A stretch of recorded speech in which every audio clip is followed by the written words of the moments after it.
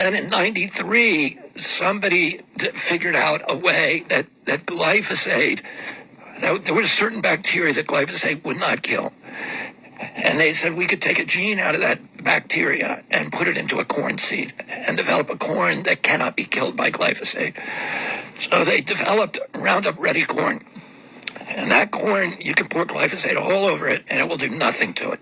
So now you could fire all of those workers who are expensive, and you hire one airplane and they fly over the fields. They saturate the entire landscape with glyphosate. Everything dies except the Roundup Ready corn.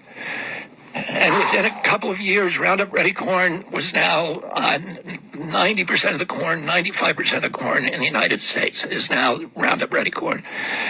And so, but it was still being, and then they developed it for soybean and for barley, for sorghum, for a lot of other plants. But it was still being applied early in the season. And then in around 2006, they discovered that if you sprayed it on wheat late in the season, it would desiccate the wheat. In other words, it would dry it out. And one of the big losses for farmers in wheat is if it rains during the harvest season, you can't harvest it because it gets moldy. And so if you can spray a desiccant on it and dries it out and kills it, you can harvest it right away and it won't get moldy. So all the wheat in our country started being sprayed that year in 2006 with glyphosate. And that's the year you saw this explosion of celiac diseases and, gluten allergies and all of this stuff that people, you may have noticed around then. But they also did. The first time they're spraying it directly on food. Because it used to be they were spraying it early in the season, and it would wash off, and the corn would get higher than the weeds, and you wouldn't have to do it. But now they're spraying it directly on our food. Hello, guys. David Vose here. Oh, buddy, it's really warming up. It's going up into the low 50s, high 40s. I think it's somewhere around there. It's melting. I know that. And we probably got an inch or two of snow still on the ground, but it's melting, because yesterday it was cold enough that it really didn't melt much. But I would imagine by the end of the day, most of it will be gone. And we're heading for summer for another about a week and a half or so. It says it's going to be in the 50s. So I'm psyched about the warm weather. It's just amazing. It's an amazing winter. I'm glad we got the snow. We needed snow. I suppose that's good for the plants. They probably need to freeze and all of that. But I hope you're having a wonderful day. Guys, I've recently discovered some information about a concoction that I'm going to start doing. I've already been doing it kind of, but I'm adding some things because of what AI is telling me. I don't know, a couple of weeks ago, I started putting, maybe it was a month ago, I bought some cocoa beans, whatever you call them. They say they're raw, but I found out what that means is they're fermented.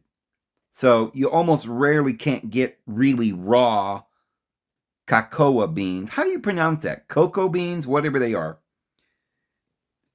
They're spelled C-A-C-A-O, cacao.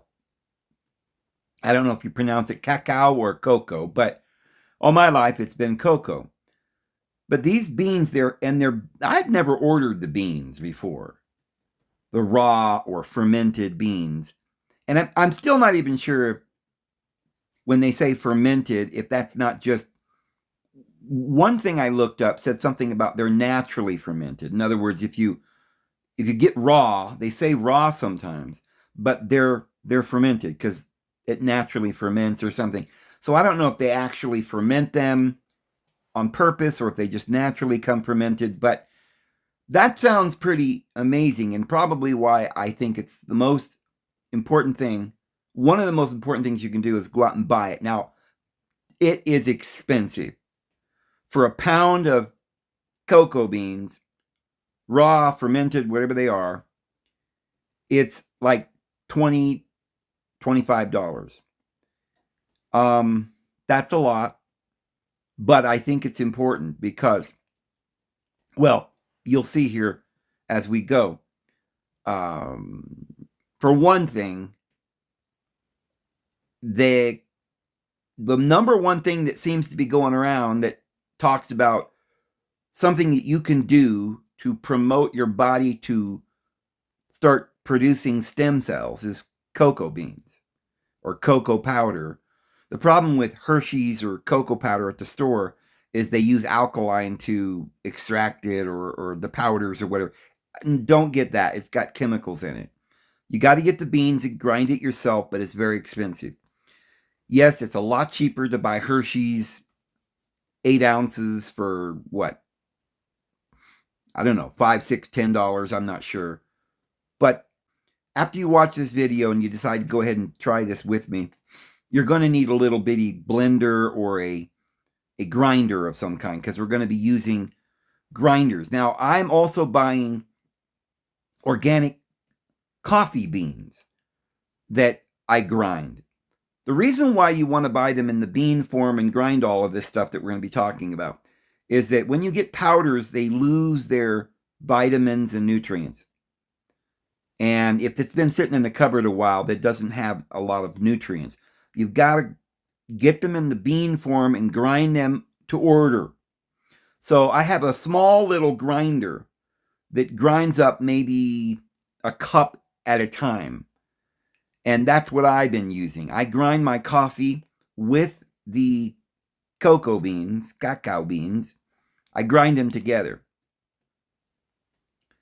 And another thing with the cocoa beans is when you buy cocoa powder, you're getting no cocoa butter. It's just a dry powder. The beans are obviously still got the oils, the cocoa butter in them. And they're also very important. And remember, we gotta partake of whole foods. So cocoa powder isn't really whole because it's not really the cocoa bean just ground up. It's the oil and the cocoa butter, they extract it. So that's probably the most important reason. Well, maybe the most important reason is that you get the beans, because the powder that you get, like Hershey's powder, has the chemical, the alkali process to get whatever they're doing to get the cocoa butter out or something. So I would never use the powder anymore after knowing that. But I was going to say, what surprised me is that these cacao beans are huge. They're not like coffee beans. They're bigger than peanuts. They're almost like about the size of almonds. Almost that kind of a shape. They're really good. And you can even dip them in chocolate and just eat them. So that's another thing. But not only is cocoa good, I think most of us, at least for myself, I've drank coffee my whole life. There's less caffeine in cocoa, but there is caffeine. And there's something else in cocoa that we're going to talk about. But my whole life, I've drank coffee. Now, people talk about how wonderful coffee is, and a lot of people talk about how bad it is. Well, the reason why it could be bad is because if you get ground coffee, it's probably sitting in your cupboard. It's old. There's not a lot of nutrients. It's evaporated because it's just powder and it's sitting in your cupboard. Plus, if you drink coffee from restaurants or from like a drip coffee maker, where your coffee, you make like 8-10 cups at a time and it sits there burning on the stove, then when you drink your coffee, it's been sitting there and it's burned, and that is not good for you. So if you're drinking coffee like that, don't do it ever again. It's not good for you. But if you make your coffee fresh each cup, and I think the best way to do that is to boil it or percolate it, but in the amounts that you're going to use immediately within an hour. I would not let coffee sit. You go into a gas station, they've got coffee sitting there for hours. Do not drink that. That is very bad for you.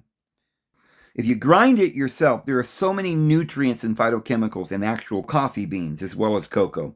So real ground coffee beans, they taste better, and also they would then also kind of have some oils in them too. Now that's another thing. Coffee beans would have some kind of oil in the bean, even though it's been roasted. There is some. It's whole. So if you like coffee, as I do, I think most of us do, make sure you're buying the beans. Go on Amazon, get a cheap brand. Look, it's all coffee. It's a real coffee bean. Get the cocoa beans, the coffee beans, and grind them together. It improves your mood drastically, circulation, all of these things. Now, here's what I asked AI. Is chocolate like speed more than caffeine? Now, I asked that. It may sound crazy, but last night I was sitting here thinking, there was something with some kind of herb that was going around. They were saying it was kind of like speed. In other words, that was one way to say it. Another way of saying it is it improved your mind function so that you could think clearly. And so if you were a businessman or you were a mathematician or you needed your brain and you needed to focus and you needed to concentrate on some project or whatever, you could take coffee, or there are these herbs that kind of work like speed, or they cause your mind to focus and to work faster and maybe reach more concentration. So coffee, I knew, did that. And since I've drank a lot of coffee every day, most of my life, since I was a little boy, I don't know what it's like not to be on coffee. And I do know that my dad drank coffee every day, and all the people that I know, they liked it because it gave them the boost that they needed. But everybody knows about coffee. The only problem is if you're not used to it, if you drink it past 5 o'clock in the evening, it might cause you not sleep very well. Keep your mind going through the night. Well, I started drinking the cocoa beans ground, and I noticed a couple of nights that I couldn't sleep at all. My mind would just whee. And when I finally kind of drifted into some kind of sleep early in the morning, like maybe 2 in the morning, I might have dozed off. I was in a light sleep, and I had the most ridiculous dream. It was visionary. And I think all dreams are visions, but the problem is that if you're so sound asleep, you don't remember the dream. One of the things that causes people to dream better when you're taking herbs or whatever kind of herb you might take for dreams, is that I think they cause your body to not sleep, and you're kind of in and out of sleep, and that's how you remember your dreams a little better. But there are certainly some herbs that give you vivid dreams, and chocolate is one of them. Cocoa beans, if you take several tablespoons of it before bed, oh, buddy, you're not going to sleep. But when you finally do kind of start to fall into this revere, you will literally have dreams that are almost revelations, like extreme, vivid, revelatory dreams. I can vouch for it. I've had several of them since I've been doing the coffee and the chocolate together. I don't know what's better. Not doing it and then sleeping deep and feeling rested when you wake up, or doing the cocoa and not really getting the sleep you want. It takes a few hours to get to sleep, but then having these amazing, vivid dreams. I guess a person could do that, say, once or twice a week just for the benefit of these dreams, because they're fascinating when you wake up. I'll tell you real briefly the dream I had a couple of days ago on this cocoa beans. I was in a building like, I don't know how to describe it. It was a big building in some town. I would say like a warehouse, but it wasn't like a metal building. It was a cement big building, but it was a big, more like an auditorium or a big room, like a gymnasium or something. But the back, I knew that this wall was the back wall, and there was a big door that would open there, like a garage. But it wasn't like a flimsy garage. It was like a big auditorium. It had this amazing huge door. I didn't really know why. But next to this big sliding door that slid up, or a garage door, next to that there was maybe a 6-foot wide space where you had that much room to the wall, to the other wall. And there was a door there. And between the door and that wall was about 10 inches, maybe a foot. And there was a 6, 7, or 8-inch long rectangle, about 1.5 to 2 inches wide.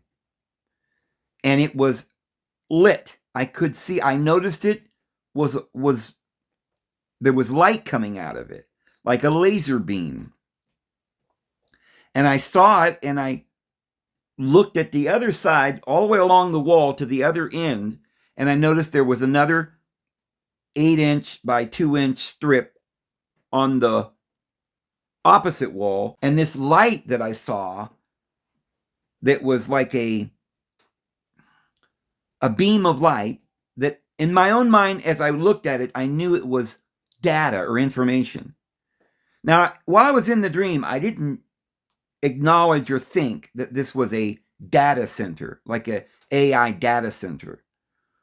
But after I woke up, I had that idea, because I couldn't think of what else it could be, because the light that was going through that little strip, about 2 inches wide, 6 to 8 inches long, going along that wall just above my head, probably about 7 feet high.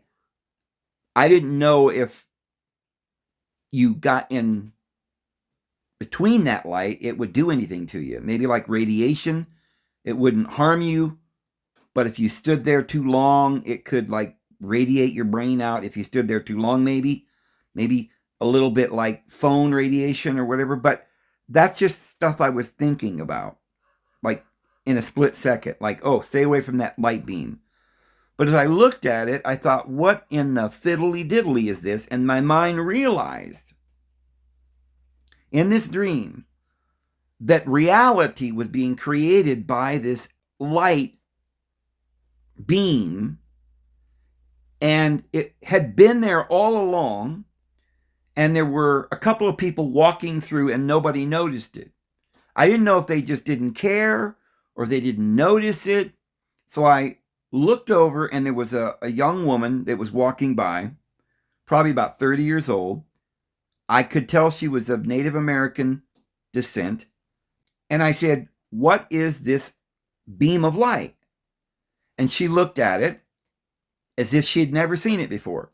Although I instinctively knew she'd been in this building a long time, like she worked there or something. And she looked at it, and it was like she'd never seen it before. And then another man came through the door, and he was about 6 foot tall, Native American, young man, maybe 30. And I asked him what it was. He looked at it in a surprised way, and then looked at me and said, kind of nervously, like, "Let me go ask somebody." And I wasn't sure if he meant, "I don't know, I've got to go ask somebody," or if he meant, "I know what it is, but I'm not sure I'm supposed to tell you. So I need to go get somebody in charge, because you brought it up, and now we've got a problem because you noticed it. How did you notice it? Like it wasn't supposed to be noticed." So he took off, and I went out the door at the back of the building outside, and went around and probably walked around the block and came back around. And in that amount of time, when I got back, the entire building was gone. Now, it wasn't like it had never been there. I could see where it was there. There was a foundation.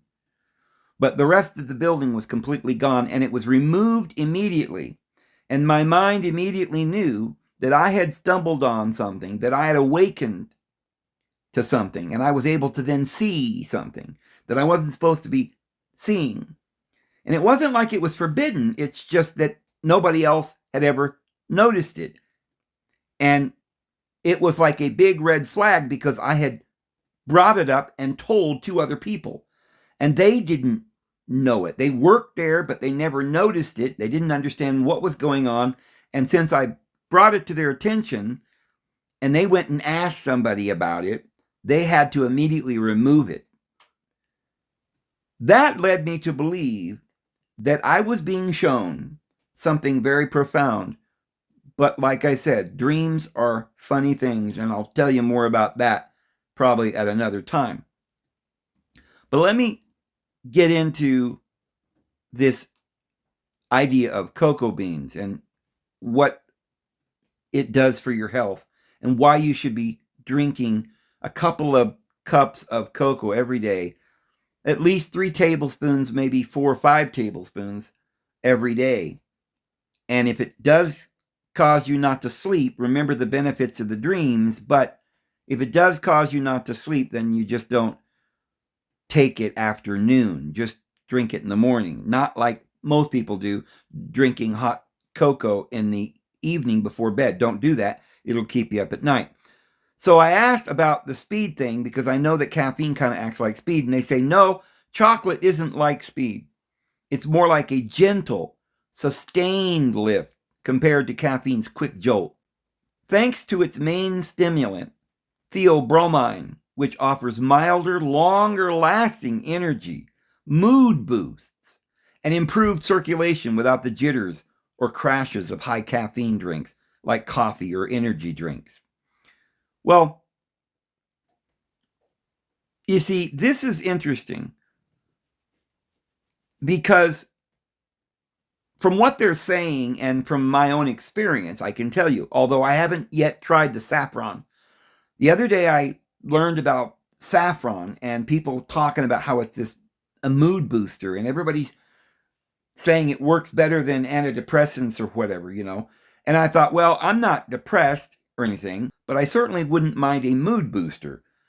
Who wouldn't? So I thought, well, this is interesting. And then a friend of mine who has trouble with their mood, I recommended saffron to them, although I hadn't tried it, but I said it's being touted everywhere.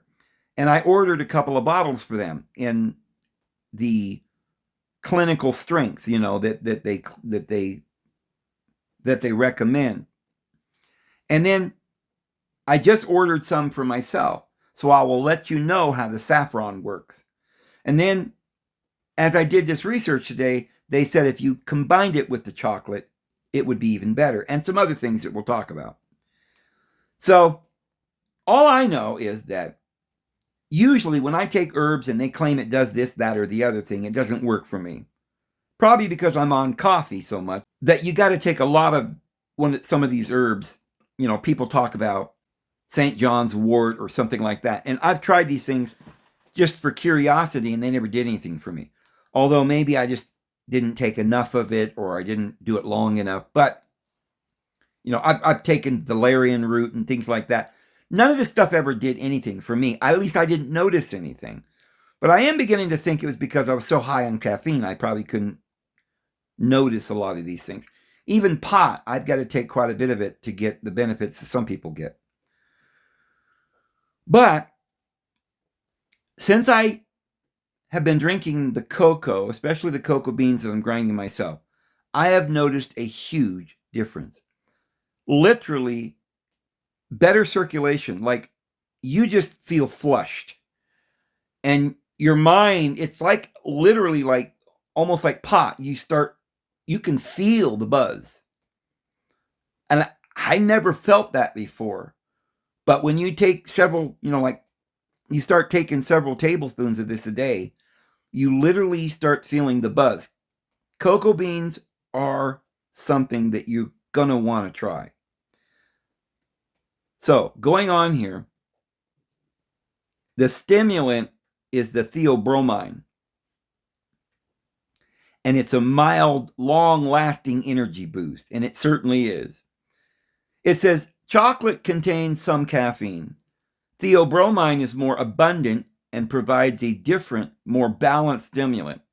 Theobromine, gentle stimulation, provides a gradual, sustained energy increase, like waking up refreshed. Well, who don't like that? And cardiovascular benefits. It dilates blood vessels, improving blood flow and lowering blood pressure. Mood enhancement releases endorphins and serotonin, promoting feelings of happiness and contentment. And I can vouch for this. It does seem to do a lot for your mood. Slower metabolism. The body processes it more slowly, leading to longer lasting effects. Caffeine present in chocolate gives you quick, intense spike, faster, alert, and energy, but potentially you get the jitters and the crashes. Now, the caffeine will constrict the blood vessels and it will increase your blood pressure dramatically. So this is probably why you should put chocolate with the coffee if you like coffee, because this will help to lower the blood pressure. Because since caffeine can raise your blood pressure, the cocoa can lower the blood pressure, and that kind of evens it out. Plus, some other herbs that we're going to talk about. So you get synergy.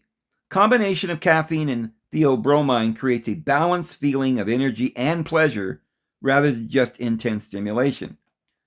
Lower caffeine content. In short, chocolate offers a smoother, mood-lifting energy experience, making it a more pleasant alternative for sustained focus without the harshness of speedy stimulants. And by the way, as I said before, the most important thing is that it starts producing stem cells in your gut, and this can heal your body of everything. So I said, what happens if you drink more than 5 tablespoons of ground cacao beans a day for a week? Does it improve mood significantly?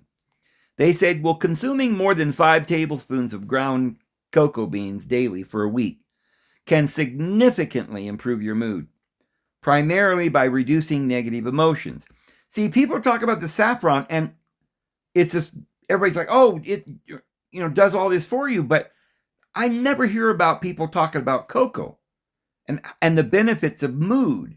This is just something that it's crazy to me that so many of these herbs that we have and we use, we don't realize just what they can do for us. So it says, however, this dosage is at the upper limit of what is generally considered safe and may lead to side effects like jitters or digestive upset.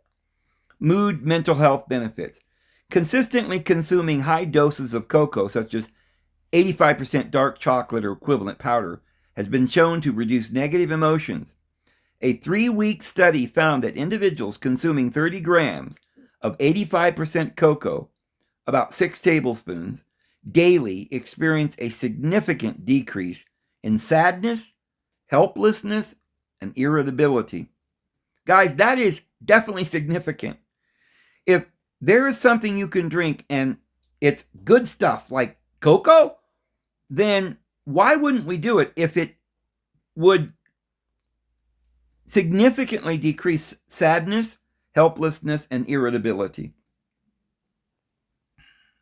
I often believe that depression is caused because we don't eat right. The herbs, the phytochemicals seem to improve mood and well-being, and we're not getting all of that. So I've got a concoction here I'm going to show you today with some other things I'm going to talk about as we near the end of this, and I'm going to start doing. I also ordered, because I don't have any acorns on my trees right now, I ordered a 5-pound box of acorns that I'm going to start processing and putting in with my whole wheat, organic rye flour, and einkorn. And I'll tell you about that. By the way, it makes such a good, you can make these little biscuits, add some honey and stuff, make little cookies or biscuits that are so delicious. And you could literally just eat these bars of whole grains that you make. Add nuts, grind the nuts in with them. You could make the whole things out of ground nuts, actually, and use a banana bread recipe or a cookie dough recipe and have them laying around for snacks. Guys, that's something I'm going to be doing. I'll tell you about that here in a bit. But it improves gut brain health. Cocoa acts as a prebiotic, restructuring gut bacteria diversity, which is directly linked to improved mood via the gut brain axis. So not only does it have these mood enhancing things that give you serotonin and these kinds of things, dopamine, but it also improves your mood through the gut brain axis. Wow. And I think long term, if you were to do this every day for weeks, you would see a great deal of difference. It releases a feel-good chemical. Cacao contains anandamide, the bliss molecule. My goodness, they call it the bliss molecule. That sounds like pretty good.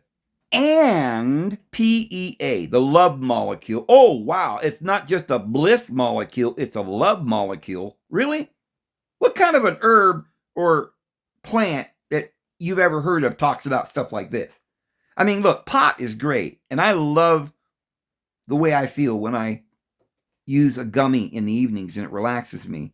And I get high and I feel so wonderful. Nothing but positive thoughts come into my mind. And it helped me to literally have these downloads and revelations as well. But man, since I've been doing the cocoa, something else is going on. Now I'm getting the bliss molecule and the love molecule because it has this tryptophan. You probably heard about tryptophan. That is what your body uses to produce serotonin and endorphins. Lower stress hormones. Regular intake can lower cortisol, and that's the primary stress hormone promoting a sense of calm. Man, why wouldn't we all do this every day? Potential side effects of high dosage. Consuming more than 5 tablespoons, roughly 25 to 30 grams daily, can cause adverse reactions due to high levels of stimulants, theobromine, and caffeine. You get the physical jitters, trembling, nervousness, sweating. Well, I think you'd have to take quite a bit to get that. Digestive issues. High doses can cause nausea, stomach discomfort, gas, or diarrhea. Sleep disruption. Taking this amount in the late afternoon or evening may lead to insomnia or difficulty falling asleep. So I would do this concoction I'm going to show you guys in the mornings. Or at least the cocoa and the caffeine. Do that during the early mornings up to noon. And then don't do that anymore. Unless you're going for the dream thing like we talked about. And then we've got the dehydration. Theobromine is a diuretic which can lead to increased urination and dehydration. And I've noticed that too. And that could be a problem if you're doing too much of it. So it may be that just on a daily basis, maybe 3 tablespoons, maybe we shouldn't do the 5 or higher. I have to play with it and see what is best for me, but that's what they're saying. Safe consumption guidelines. Maximum safe limit. Most experts recommend a maximum of 8 tablespoons per day, 40 grams, for healthy adults. 3 to 6 tablespoons being the optimal range. Well, they told me 5 was at the high end, and now they're saying 3 to 6. So I guess up to 4 or 5 is fine. But if you did that every day, some people might feel jittery and so forth and lose sleep. So just play with it. And maybe if you just did it in the mornings, you wouldn't have that problem. The gradual increase. If you're new to cocoa, start with 1 tablespoon daily to assess your tolerance. And then increase it. And the timing. Consume it in the morning or early afternoon. I go, if it causes sleeplessness, could this outweigh the benefits? They said, yes, if high cocoa intake causes sleeplessness, it can outweigh the mood-boosting benefits. Chronic sleep loss is primary drive of the very symptoms cocoa is intended to alleviate, such as irritability and low mood, the risk of sleep disruption, mental health decline. Consuming excess cocoa, like 5+ tablespoons a day, can cause insomnia due to its stimulant content. Theobromine and caffeine, just 1 hour of lost sleep can negatively affect judgment and mood the next day, potentially canceling out the temporary happiness from the cocoa feel-good chemicals like serotonin and anandamide. Physical strain. High doses can lead to a rapid heart rate, jitters, and increased blood pressure in sensitive individuals, which physically signals the brain to remain in a state of stress or anxiety. So that doesn't sound good. So maybe for some people, you'd have to be more careful. Long-term exhaustion. Regular overconsumption can lead to adrenal fatigue and severe mood swings as the body becomes dependent on stimulants to function while being deprived of restorative rest. Why cacao is especially sneaky with sleep. Sneaky. Oh, it's sneaky. While coffee's caffeine peaks quickly and leaves your system faster, cocoa's main stimulant, theobromine, has a much longer half-life of 7 to 12 hours. This means if you take 5 tablespoons in the afternoon, half of that stimulant may still be active in your bloodstream at midnight, reducing REM sleep and making your rest feel like less restorative. How to balance the benefits. You can still enjoy significant mood improvements from cocoa, which can reduce sadness and anxiety by managing your timing and the dose. The 7-hour rule. Avoid high doses within 7 hours of bedtime to ensure that theobromine levels have dropped enough for you to fall asleep. The morning use, consuming 5 tablespoons in the morning or early afternoon, maximizes the focus and mood benefits while minimizing the nighttime restlessness. Learn your body. If you feel wired or notice your sleep quality dropping, reduce your intake to 1 to 3 tablespoons daily, which still provides mood-enhancing flavonoids with overstimulation. I said, well, if it causes sleeplessness, could this outweigh the benefits? Yes, if cocoa intake causes sleeplessness, the negative impacts of sleep deprivation can quickly outweigh the mood. The risk of prioritizing cocoa over sleep. Cognitive decline, chronic insomnia is associated with a 40% increased risk of cognitive impairment or dementia. Sleep deprivation specifically impairs attention, executive function, and memory. Emotional instability. Insufficient sleep leads to heightened amygdala reactivity and emotional dysregulation. This can negate cocoa's antidepressant effects, as poor sleep is a strong predictor for increased future risk, depression, and anxiety. Irreversible brain changes. Studies suggest that long-term insufficient sleep can lead to irreversible damage to brain structure. All right. The cocoa sleep paradox. Cocoa's effect on sleep is highly dose-dependent and varies by individual sensitivity. At moderate doses, cocoa contains magnesium and tryptophan, which can actually promote sleep by increasing serotonin and melatonin production. So maybe moderate cocoa is the best. At excessive doses, high consumption like 5+ tablespoons can lead to caffeine-related side effects, including restlessness, fast heartbeat, and sleeplessness. Timing is critical. Finding the balance. Okay, we saw that. I go, well, does the raw cocoa bean help with mood more than the Hershey powder? What is the correct dose of raw cocoa beans ground to powder? Information provided is for general knowledge and should not be taken as medical advice. Consult with a healthcare provider before making any decisions about your health. Yeah, right. Raw cocoa powder may offer more mood-boosting benefits compared to standard Hershey cocoa powder because its minimal processing helps preserve higher concentrations of certain compounds. The bioactive content. Raw cocoa is derived from unroasted, cold-pressed beans, and this process helps retain levels of flavonoids and magnesium, as well as compounds like anandamide and phenethylamine, which is the PEA, and that's sometimes associated with mood. So it helps with that. The Hershey thing. Many standard cocoa powders, including those like Hershey's, are often alkalized, Dutch processed to reduce bitterness. This process can reduce the content of the antioxidants and the flavonoids. So don't get the Hershey powder. Raw cocoa powder is a concentrated source of the beneficial compounds found in raw cocoa beans. The amount used can vary based on individual needs and desired effects. It's generally recommended to start with a smaller amount. When using raw cocoa powder, it can be incorporated into various foods, beverages, smoothies, hot drinks. Understanding the concentration of compounds in the specific product you are using is also important. It can vary between brands.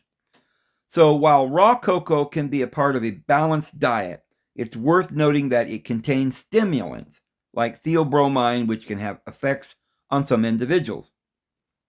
So do it in moderation. And then I asked, do raw beans also cause sleeplessness? They said, yes, raw beans can cause sleeplessness, and they are actually more likely to do so than Hershey's. Why? Because the roasting and the high heat process used to make standard powder like Hershey's reduces the levels of the natural stimulants. Raw beans retain their full amount of theobromine and the caffeine, making them more potent per gram. The long-lasting energy, while raw cocoa has less caffeine than coffee, its primary stimulant, theobromine, has a much longer half-life, and this means a morning dose of raw beans can potentially linger in your system and disrupt your sleep cycle at night, potentially. Now, here's the part. Cocoa dreams, and I can vouch for this, like I just said. Cocoa dreams. Consuming high doses of raw cocoa close to bedtime is known to cause exceptionally vivid or strange dreams, often referred to as cocoa dreams. That is interesting. Remember I told you about the amanita. You take this mushroom, you get this extreme thing going on, kind of like caffeine, like times 100. And at the same time, you're sleeping. But while you're sleeping, because it knocks you out, the amanita, but it also keeps you in this wired condition, I guess, in your mind. And you literally go through hell for hours. It knocks you out for 3 days. And then when you finally get through that, as you're waking up, the last maybe hour or two of your sleeping, as you're coming out of it, you have these dreams that literally take you to see the gods, so to speak. And what's interesting is that the cocoa does this as well. So, yes, this is a potent drug. And who knew? So the correct dosage of raw cocoa, when using raw cocoa beans or powder, it's best to use a lower dose. The recommended daily limit is 10 grams to 30 grams, 2 to 4 tablespoons. And then do it before you get, and then do it in the morning and that kind of thing. So I asked this question, and here's where we're getting to the good stuff. What would happen if you took cocoa beans with saffron? Would it be better, or would this counter the good effects? Combining cocoa beans with saffron is widely considered to be a beneficial energy or synergy rather than a counter effect. These two substances work together to enhance mood, mental clarity, and emotional well-being through different but complementary pathways. Applied mood boost. Both cocoa and saffron have antidepressant properties. Cocoa provides bliss molecules like anandamide and PEA, while saffron naturally increases serotonin levels. Together, they act as a potent happiness cocktail.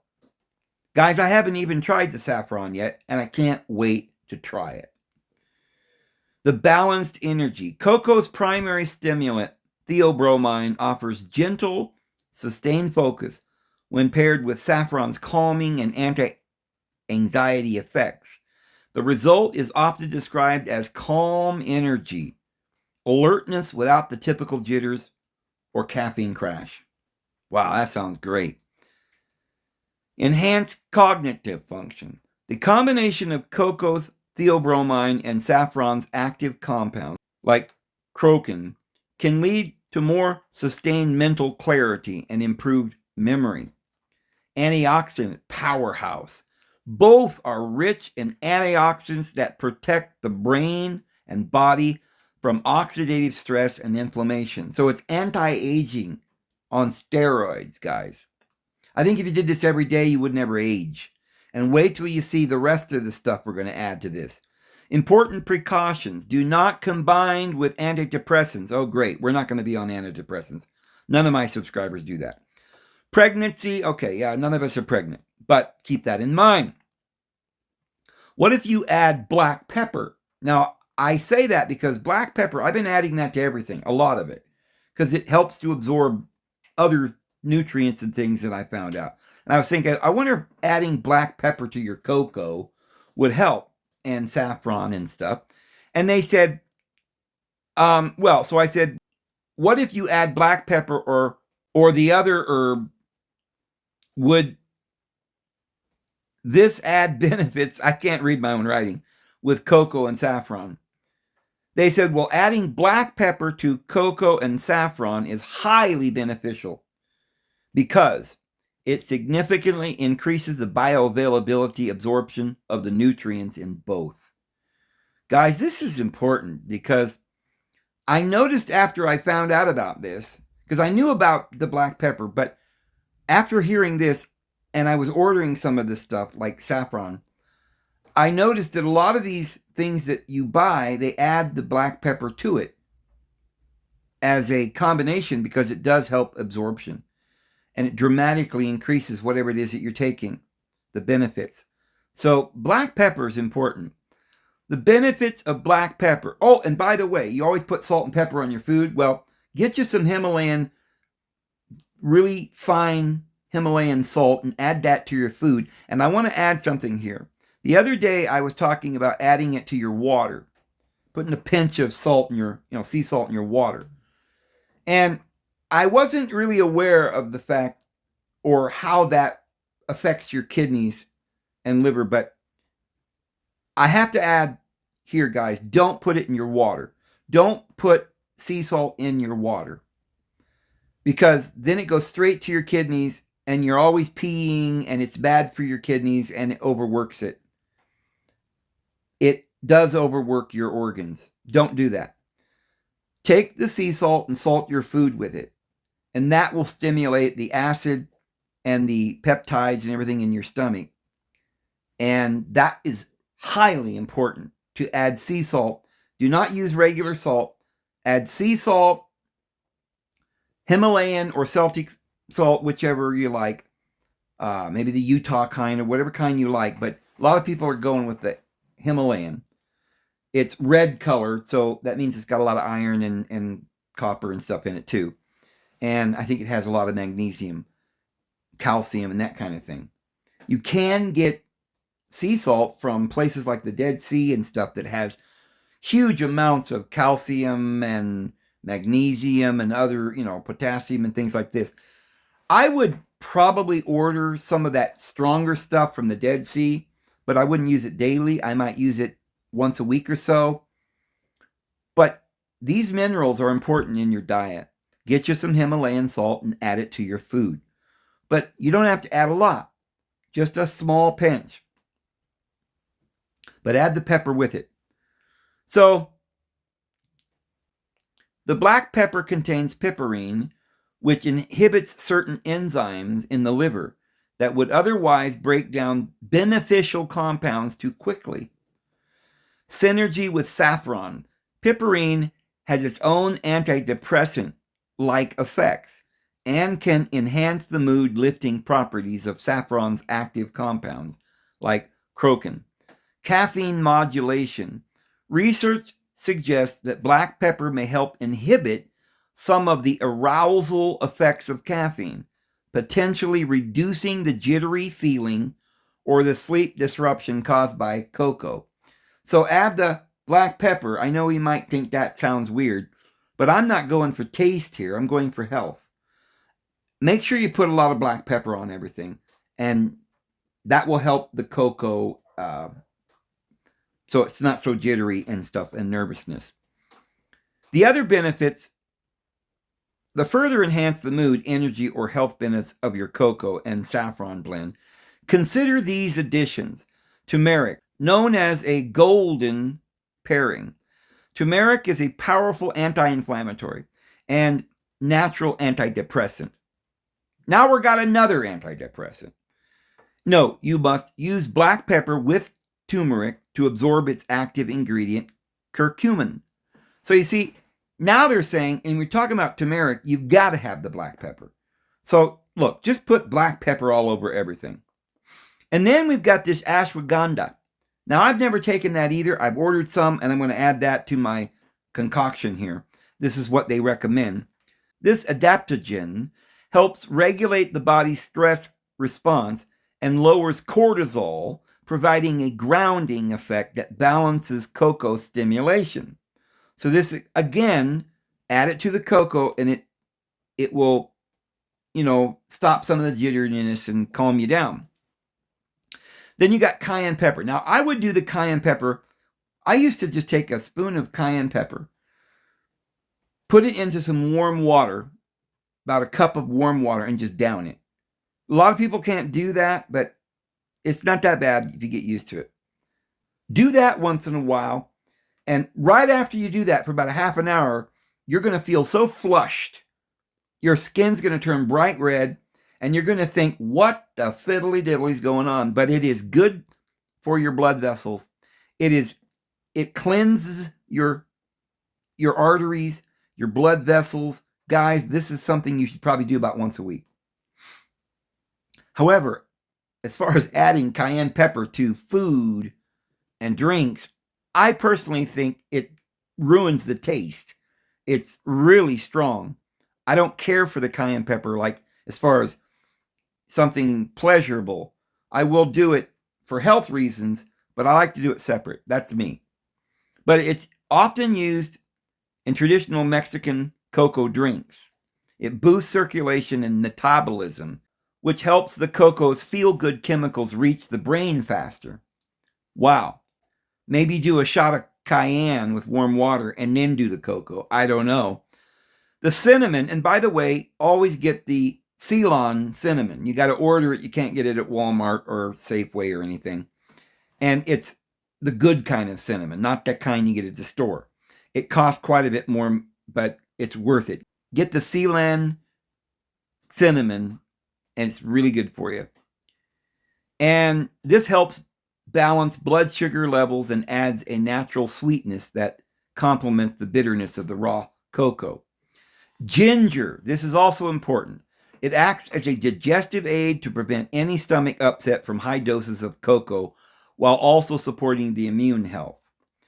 Maca, which I really never heard much about before, it's a root. It is kind of like a pick-me-up of energy, and it's often used alongside chocolate for its nutty flavor and hormone balancing properties. So I ordered ginger and maca because I didn't have any. And then we got the rose petals. Now, I've heard about rose hips a lot, and I've heard of rose petals, but I don't hear about rose petals too often. But the rose petals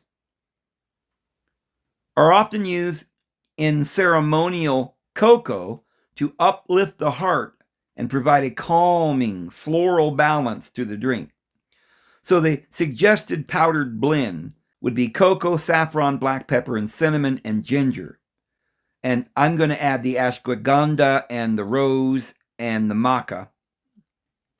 And I'm going to do this and the turmeric and all of the other stuff that we talked about. I'm going to be doing this as a regimen, all of it.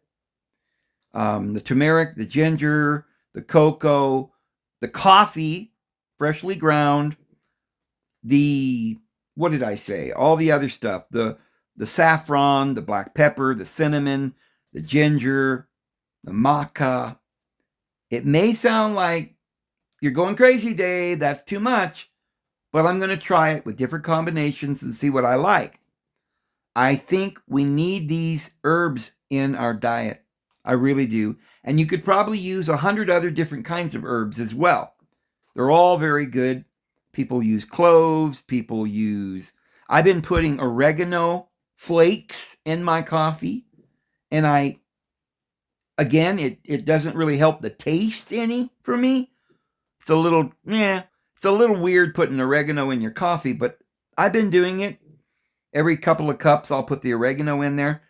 That also seems to be a stimulant, a rush of, a boost of blood flow, energy flow, whatever. It does seem to be very effective.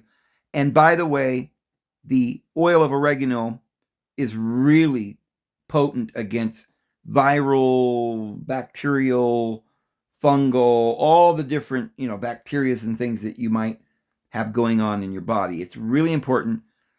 That's another thing you should probably buy. It's very expensive. Put a drop of it in your coffee or your food or whatever and do that as well.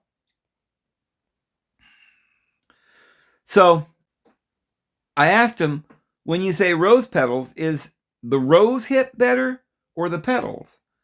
And they say when combining rose with cocoa and saffron, rose petals are generally better for calming jitters and improving mood, while the rose hips are superior for physical health and immune support. When I was a kid, I used to go out and pick rose hips for my mom. She'd make rose hip tea, and they were really good for calming and nutrients and phytochemicals and all of that. You can get them just all over like places like Oklahoma have wild roses growing everywhere. And you can get those rose hips out in the wild. You can buy them. So it says that rose petals are best if your primary goal is to counteract the speedy feeling of cocoa and improve emotional well-being. Mental health. They have direct therapeutic properties for the nervous system, acting as a mild antidepressant and anxiety reducer. Relaxation. Studies show that rose petals have a sedative effect that can lower stress levels and help encourage sleep. So that would be good to put in with your cocoa to counter the sleeplessness. The heart benefits. It is considered a cardiotonic. It helps soothe both the emotional and physical heart, potentially balancing cocoa's heart racing effects. Flavor profile. They add a delicate, mellow, floral aroma that tones down bitter or powerful ingredients like raw cocoa. Rose hips, the nutrient choice. Rose hips, the fruit or the seed pod of the rose plant, are better for a physical health boost rather than calming the mind. Energy and fatigue. Interestingly, rose hips are sometimes used as an anti-fatigue remedy to provide extra energy, which may actually increase the stimulating effects of cocoa if you are sensitive to them. It has a lot of vitamin C as well. Vitamin C powerhouse. 1 teaspoon of rose hips contains as much vitamin C as 5 to 6 oranges. Wow. Making them excellent for immune support and anti-aging. Flavor profile. They are tart, tangy, and slightly sweet, similar to cranberry. So, then I ask about this, what is maca? Maca, Lipidium melini, often called Peruvian ginseng, is a tuberous root vegetable native to the high Andes of Peru. It is a powerful adaptogen, meaning it helps the body naturally adapt to physical and mental stress. How it works. Unlike cocoa or coffee, maca contains no caffeine or other direct stimulants. Instead, it boosts energy by nourishing the endocrine system. It supports the hypothalamus and the pituitary glands to help balance hormones like cortisol, estrogen, and testosterone. Oh, that's a really important thing. Cortisol and stress is something that leads to a lot of aging and that kind of thing. So that's important. It is rich in vitamins B, the whole B complex, and vitamin C, minerals, iron, potassium, zinc, and 19 essential amino acids.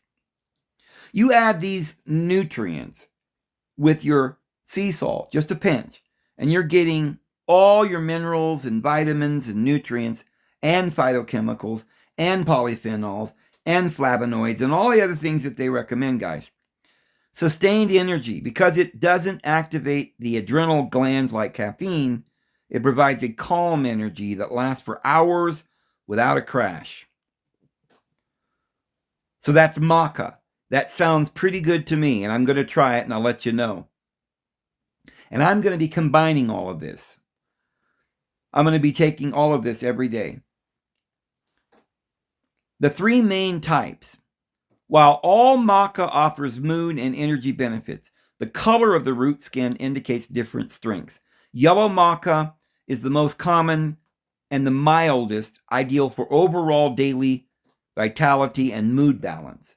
The red maca, the most calming variety, often used for hormonal balance, PMS, menopause, bone health, and reducing anxiety. And the black maca, the strongest and the rarest, preferred by athletes for maximum stamina, physical strength, memory, and focus. And usually when you buy it, they don't necessarily tell you most of the time which kind it is. Usually it's a blend of all three, is what I found out. And I ordered the kind that's a blend of all three. And I asked AI each time I ordered it if that was a good choice, because some of these things you order aren't good choices, they're fake or something. You tell the brand to AI and the dosage and all that, and they'll let you know if that's the right version of it. Like, for instance, saffron. If you get just the cheapest kind of saffron, it's not really what you're supposed to be taking. You need the clinical dose of the real extract of the real saffron. It's a little more expensive, but there's no point in getting it if it's not going to be effective. So make sure you get the good kind of saffron that's the chemical extract that's, the right potency and from the right strain of whatever they're doing. So, you should take 1.5 to 3 grams, which is a level teaspoon per day, 1/2 to a level. Upper limit, individuals take up to 9 grams, but exceeding 3 grams is not recommended. Timing, best taken in the morning. Okay, the maca can give you the jitters, insomnia, digestive upset, and hormonal changes. May affect menstrual cycles or interact with hormone-sensitive conditions. I suppose that's in high quantities.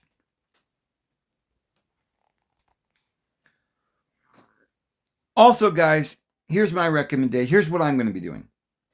While I've never been much of a sugar adder, I don't put a lot of sugar in anything.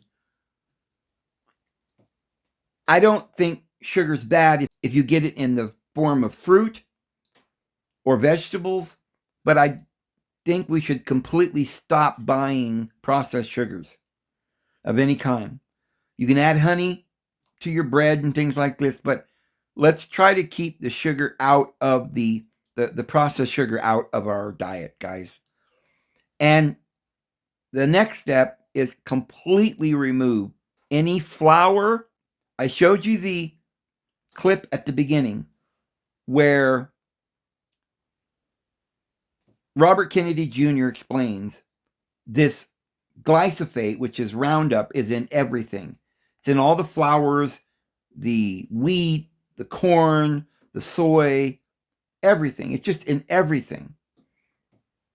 Don't buy that stuff. Go onto Amazon, get your einkorn or your emmer or your spelt or that ancient grain. And if you don't want to order it, go to Safeway. They've got organic ancient grain called rye.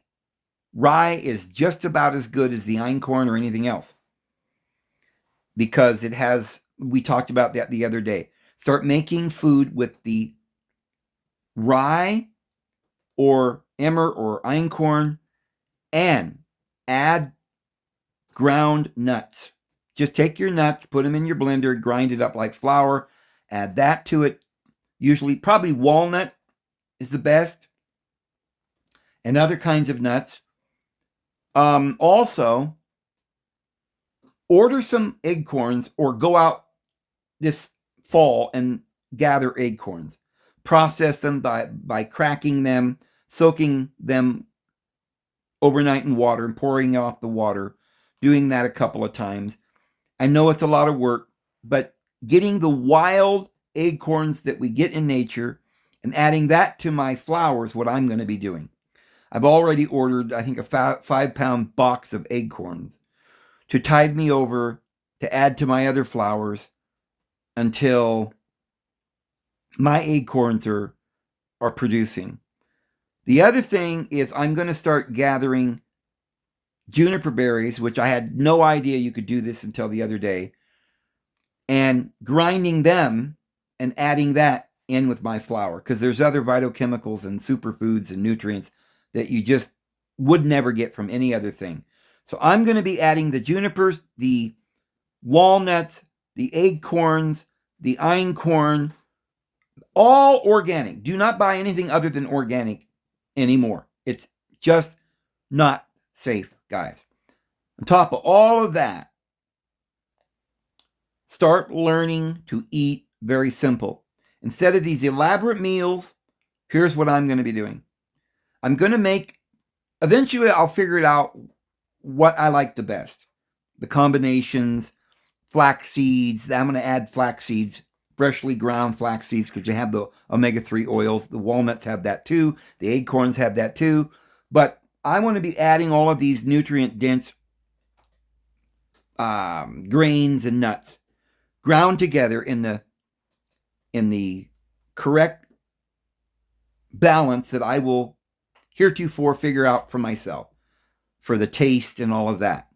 And I will be making very dense, you can add some baking powder and they'll rise up like a banana bread type thing. You can make little banana bread type cakes with this that are quite moist. You can put sour cream in it or, lots of butter and oils. And you have a tasty bread.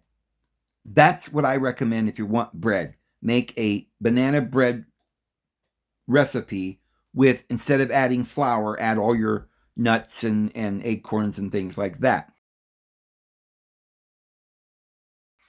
And make these little loaves and use that as your meal. Maybe with some apples or blueberries. I like to go to the Walmart or any other place like the dollar store that has frozen blueberries or frozen strawberries or frozen raspberries or blackberries, and buy them frozen, put them in the blender, add some sour cream or a little bit of cream, and make an ice cream out of it. No sugar or anything involved, just berries and cream. I love it, and your body needs those blueberries. Also, you can buy apples, you can fry them and make a good crust like we talked about with the real good einkorn nuts and things like that, the same kind of consistency of dough. Make your pies. Who doesn't want pie and cake? Make it with good ingredients. I would stick, though, to a simple diet. I'm going to find my combination of grains and I'm going to make little biscuits or cookies that maybe at some point I will just even add some berries to it, or a little sea salt and who knows. But I'm going to come up with a concoction that I will just eat rather than making food. I will make it up for the whole week so it's fresh. I don't want to make it up for months, but you could make it up big batches and put it in the freezer, I guess. But I'm going to make these on a daily or weekly basis, and I'm just going to eat my biscuit, drink my concoction with my cocoa and stuff, and add the junipers and the acorns and all stuff like I said, and primarily eat that. Now, yeah, I am thinking of just eating something that I make comes out into a cookie or a biscuit, that I just eat that and I don't eat anything else. That might be hard to get all that you might need for a diet into that one biscuit. So I might not do that, but I'm going to be experimenting with this idea. I might just make soups and beans because I was raised on stew and beans and I just love that. And then with that stew or beans, have my biscuits that I eat. Also, I think there's nothing wrong with snacking on nuts and fruits, but primarily something like that. Now, I'll let you guys know what I end up doing. I'm going to do some experimenting and fiddling around with this until I get the proper diet that I'm going to stick with. And it's going to be very simple. It'll either be just a biscuit that I put all these things together, or it'll be biscuits with stew and beans, or it'll be fruit and nuts, or fruit and nuts and biscuits and beans. But I'm going to be letting you know I'll have a concoction for my biscuit and a concoction for my drink. And for about the last 2, 3, 4 weeks, I've been doing a coffee, cocoa, turmeric, cinnamon, black pepper kind of combination. And here's one other thing that I was trying, and we'll let you know how that works out. I recently heard about this thing called the astaxanthin. Well, let me show you. Astaxanthin, pronounced astaxanthin, is a powerful red-orange pigment belonging to the carotenoid family. By the way, if you take it on a daily basis for an extended period of time, it makes your skin glow like you've been out in the sun. Like, gives you a little red tint to your skin, which I think might be interesting. It's the king of antioxidants, primarily produced by the freshwater microalgae as a defense mechanism against harsh environmental stress. You get it in salmon and other fishes and algae. And it's an antioxidant unlike any other. Molecular design allows it to span entire membranes, protecting both the inner and the outer layers from damage. Superior potency, one of the strongest natural antioxidants. It penetrates the blood-brain barrier, goes into the brain and the retina barrier, providing eye and brain protection. So this is something that people are raving about. It's supposed to be really important. It's, I guess, the greatest antioxidant ever known to man. And I like the idea of the vibrant skin. It just gives you skin health. So I'm going to be taking that as well. So I'll let you guys know how this is working for me. These are some suggestions that I have. Some of you should try it. Let me know. Maybe come up with your own little concoction. This is based on my ideas as well as AI and their help with this. And by the way, I have to say AI has been a great help understanding a lot of this information, friends. Not that we would trust it completely, but I'm going to go ahead and go. I hope you have a wonderful evening, guys. You know the Lord loves you so very much. And I think the video we're going to do probably tomorrow is going to be about mental health and a little couple of techniques that we could use to achieve miracles in our life. Let's put it that way. I'm going to go ahead and go. Hope you have a wonderful evening. His grace and his peace will be with you guys. We'll see you tomorrow.